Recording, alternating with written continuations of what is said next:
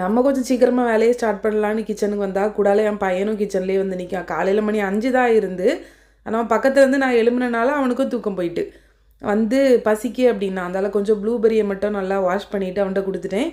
அவன் அதை சாப்பிட்டுட்டு இருப்பான். ஏன்னா ஸ்கூலுக்கு நம்ம லஞ்ச் ரெடி பண்ணுற வரைக்கும் அவன் வெயிட் பண்ணணும். காலையில் சீக்கிரம் எழும்புனனால இல்லைன்னா நொயின்னு வந்துகிட்டே இருப்பான். முந்தின நாளே கொஞ்சம் சின்ன வெங்காயம், பூண்டு, இஞ்சி எல்லாம் நல்லா வாஷ் பண்ணிவிட்டு வச்சுருந்தேன் காயறதுக்கு.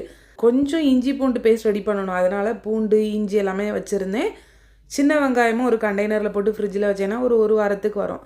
காலையில் 5க்கு பார்த்தீங்கன்னா ரைஸும் கூடால காலிஃப்ளவர் தான் ஃப்ரை பண்ணணும். அதனால் காலிஃப்ளவருமே முந்தின நாளே கட் பண்ணி வச்சுருந்தேன். அதை சுடுதண்ணியில் போட்டு எடுத்துகிட்டு அப்புறம் மசாலா போட்டு ஃப்ரை பண்ண வேண்டியதான். இஞ்சி பூண்டு பேஸ்ட் வந்து நான் மேக்ஸிமம் அரைச்சி வைக்கவே மாட்டேன். ஆனால் இப்போ பையன் வந்து காலையில் பிரியாணி அந்த மாதிரி கேட்குறனால எனக்கு இஞ்சி பூண்டு பேஸ்ட் காலையில் ரெடி பண்ணுறதுக்கு கொஞ்சம் கஷ்டமாக இருக்குது. அதனால் கொஞ்சம் ஒரு 4 நாள் 5 நாளைக்கு மட்டும் கொஞ்சமாக ரெடி பண்ணி வச்சோன்னா ஈஸியாக இருக்கும் பார்த்திங்களா. அதனால் அதுக்கு மட்டும் அரைச்சி எடுத்துக்கிட்டேன். அந்த மிக்ஸி ஜாரில் கொஞ்சம் இஞ்சி பூண்டு பேஸ்ட் ஒட்டி இருக்கும் பார்த்திங்களா, அதை லைட்டாக வாஷ் பண்ணிவிட்டு நம்ம காலிஃப்ளவர் ஃப்ரை பண்ணும்போது யூஸ் பண்ணிக்கலாம். நல்ல ஃப்ளேவராக இருக்கும். நான் மேக்ஸிமம் காலிஃப்ளவர் ஃப்ரை பண்ணும்போது இஞ்சி பூண்டு பேஸ்ட் எதுவுமே போட மாட்டேன்.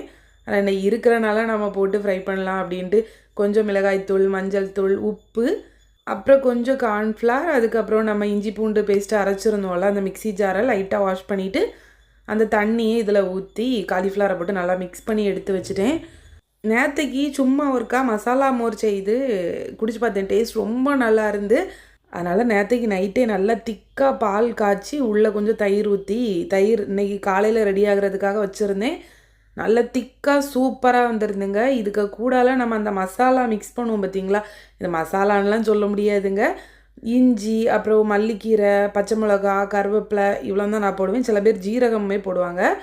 இவ்வளோத்தையும் மிக்சியில் பல்ஸ் மோடில் வச்சு குறப்பாக அரைச்சி எடுத்து வச்சு ஒரு கண்டெய்னரில் போட்டு ஃப்ரிட்ஜில் வச்சிங்கன்னா ஒரு 2-3 நாளைக்கு மட்டும் யூஸ் பண்ணிக்கலாம். நானும் அதுக்கு அந்த மாதிரி தான் எடுத்து வச்சுருக்கேன். இதில் கொஞ்சம் மட்டும்தான் நம்மளுக்கு மசாலா மோருக்கு தேவைப்படும். ஏன்னா 3 பச்சை மிளகாய் சேர்த்துருக்கேன். நிறைய இதை தயிர் கூடால சேர்த்துட்டோம் அப்படின்னா கண்டிப்பாக காரம் அதிகமாயிரும்.